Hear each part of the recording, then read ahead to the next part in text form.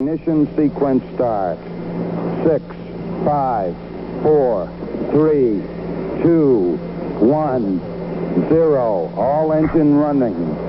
Liftoff. We have a liftoff. 32 minutes past the hour.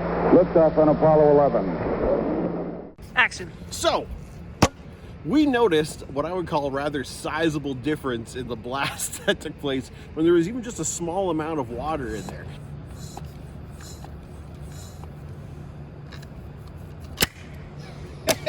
It actually worked.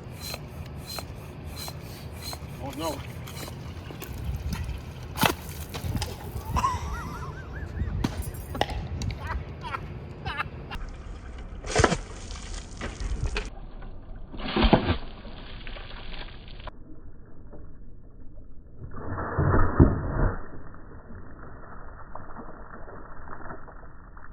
And that's for a couple really interesting reasons. Some of you were along the right idea in the comments. One of the things that happens is that when it's not just pressurized air in there, when there's water as well, as the air pushes the water out of the bottom, remember that thing we talked about equal and opposite reaction forces? A force of A on B is met with a force of B on A.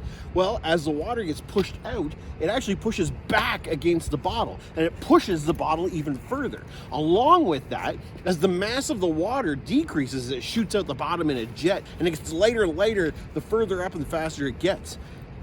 Finally, think about it this way in terms of restricted volume. When I put water in here, I've actually made this bottle smaller in volume than it was originally. So putting even that same amount of pumps in as I had before actually increases the pressure of the air that much further.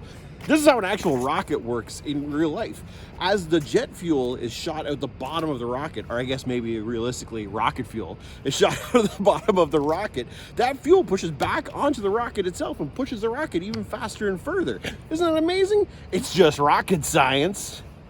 Oh, that was really fun. I like shooting that thing.